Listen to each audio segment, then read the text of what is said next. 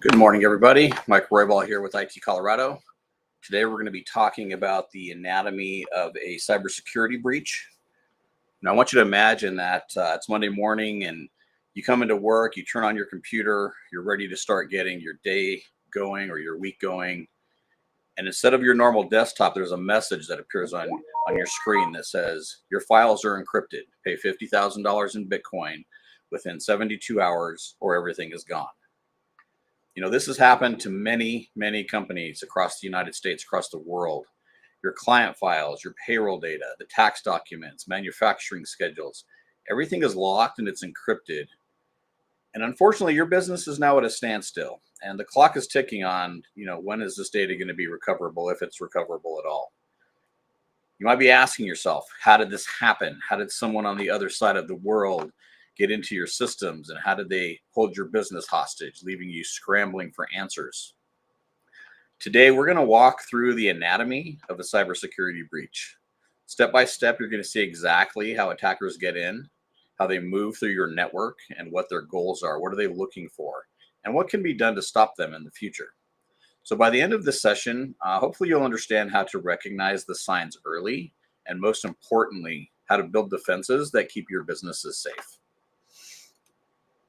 So again, my name is Michael Roybal. I own and operate IT Colorado here in Loveland, Colorado. We service mostly the Northern Colorado area, but we honestly have customers across the United States. So let's dive into this. The first step in almost every breach, it's gaining entry to your systems. So I want you to think of this as the burglar breaking a window or finding an unlocked door to your house. For cyber criminals, there are three common ways that they get inside. There are phishing emails. A phishing email is something that is carefully crafted that tricks an employee into clicking a link or opening a malicious attachment. And this is still the number one attack vector. I see these mostly coming in the forms of requests for proposals or bids, things that an employee would want to open because it's going to bring money into the company. There's also the exploitation of unpatched software. So outdated systems, they're kind of like unlocked doors. If software isn't updated, attackers can use known vulnerabilities to slip inside. This is one reason, for example, right now that Windows 10 is being replaced by Windows 11, because there's not going to be any updates to Windows 10 anymore, and any vulnerabilities that they find in the future will be compromisable. Then there's weak or stolen passwords. So these are the credentials that are reused, shared, or maybe they're found in a data breach elsewhere that now become an open invitation for someone to try. So what we happen to see with credential harvesting or a data breach where they've stolen a bunch of credentials is they take these credentials or this username and this password pair, and they go across all the other different most common sites and they try the combination to see what they can get into. So this is how a breach at one company or one vendor may lead to a breach at another vendor. So over 90% of the breaches begin with phishing. It's one employee, it's one wrong click, and the attacker now has a foothold inside of your system. This stage is where prevention matters the most. So we talk about multi-factor authentication, we talk about cybersecurity awareness training, of course, timely patching. All of these things, they drastically reduce the chances of success for attackers to get into your system. Stage 2 is called lateral movement. So once the attacker is inside, they don't stop with just one computer. They begin to explore the landscape and they see where else they can go. This stage is called lateral movement, and they look for administrator accounts, file shares, and other systems that will give them greater access than what they currently have. They may quietly install tools along the way that let them move around undetected. So think of it this way. If a burglar gets into one of the rooms in your house, they're not satisfied with stealing a single lamp. So they start checking every room. They're looking for jewelry, they're looking for credit cards, or the safe that might be hidden somewhere. For a business, this stage is especially dangerous because the attackers, they often stay hidden for days, weeks, and sometimes even months. They blend in with the normal everyday activity that's going on, waiting until they've mapped out your entire environment, or they've mapped out, let's say, your billing process or your payment process. So strong monitoring and network segmentation, also alert systems. These are all critical here. These give you the chance to catch the attacker before the damage escalates even further. Stage 3 is data exfiltration and impact. So the third stage is where the attacker executes their plan. Their goals may vary, but most commonly they include stealing financial or client data for sale on the dark web. That is their job, to get this data together so that they can resell it. It's also deploying ransomware to encrypt the files and then demand payment. So they have created two ways to make money. One, selling it on the dark web, and two, making you pay to unencrypt it so that you can have the data back. And then there's exfiltrating the sensitive information to use as leverage and extortion. So a third way that they use this data is to go back to the person whose data was stolen and tell them, your data was stolen, we have it, pay us so much money, and we'll delete it out of our system. So for many businesses, this is the moment that they realize something is wrong. Their files suddenly become inaccessible, clients report suspicious activity, and systems slow down or they start to crash. So the consequences here are very severe. The operational downtime, companies losing revenue. Sometimes there's regulatory fines once these things are reported to authorities. Obviously, there's reputational damage. Customers don't usually want to come back to a company that allowed themselves to get hacked. And in some cases, businesses go out of business, permanent closure. And for industries like CPAs, bookkeepers, manufacturers, the risks extend beyond lost data. Again, compliance violations, legal exposure, and supply chain interruptions can compound the damage. So the fourth stage is discovery and response. So eventually the breach is discovered. Unfortunately, by this time, most businesses realize what has happened. The attacker has already achieved all of their objectives.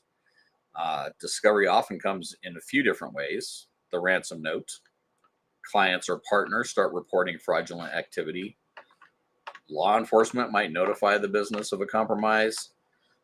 Many companies, they make some critical mistakes here that make the situation worse. So let's highlight some of the most common missteps that happen in the discovery and response phase. Paying the ransom immediately without exploring other alternatives. So this doesn't guarantee recovery, and often it invites more attacks. Sometimes, even after paying the ransom, they will still sell the data. Failing to preserve any evidence. So without any proper forensics, it's impossible to know the scope of the breach or to prove your efforts to comply with regulations. I want to throw in here, this is the reason why it is so important to have cyber liability insurance. Having cybersecurity protection is just half of the puzzle. The other half is having insurance, so that in the event that you do get breached, even though you were trying to do everything to protect the customer, the liability insurance will help to cover the costs of remediating this. This cost does not fall on your IT provider or your cybersecurity provider.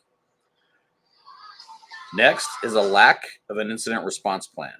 So sometimes panic takes over and decisions are made, in haste rather than following a process. So let's assume that cyber insurance covers everything. Policies often have exclusions, and failing to meet security requirements can result in denied insurance claims. So the first 24 to 48 hours of a breach, they are the most critical. And the way a business responds during this time, it really can determine whether recovery takes weeks or months, and whether the financial impact is manageable or it's going to be catastrophic. So every stage of a breach is also an opportunity to stop it. And that's really what we're trying to get through here and what we're trying to help teach you. So here are the four most effective steps that any business can take today. Train your employees. Human error is the number one entry point. There are phishing awareness training that can prevent the first click and other cybersecurity awareness training. Implement multi-factor authentication. So even if passwords are stolen, MFA can block unauthorized access. On top of that, you can also implement conditional access policies. These policies, they allow you to lock down if and when an MFA will even be allowed. Keep your systems updated and, of course, keep them backed up. And this doesn't include just your local machines. You also need to be backing up your cloud data, things in your OneDrive, your SharePoint, Dropbox, Google Drive. You might think that these things are protected in the cloud, but those companies are not backing up your data. Patching also removes any known vulnerabilities in it, and the backups ensure that you can recover without paying any kind of ransom. Then develop an incident response plan. So when everyone knows their role, panic is replaced with action. Cyber attacks, they don't happen all at once. They happen step by step. And at every one of those steps, you have a chance to prevent, detect, or disrupt the attack. So now I'd like to hear from you. What part of this breach life cycle surprised you the most? Was it how attackers get in, or how long they sometimes stay hidden before striking? I want you to drop your thoughts in the comments and let me know. And here's something to consider. And if attacker gained access to your business today, how confident are you that your team would know what to do in the first 24 hours? So think about that and share your thoughts below. Because the difference between panic and control is often having the right plan in place. So if today's session has you thinking about how prepared your business really is, we can help. Our team works with businesses every day to test defenses, build response plans, create strategies, and these things all help stop breaches before they start. So I wanted to thank you for joining me today. Stay safe, stay secure, and hopefully we'll see you at the next live stream. Again, you can reach us at itcolorado.com/book-a-call. 15, 20 minutes I will take out of my day to talk to you about you and your business. Thanks again. Talk to you soon. Bye.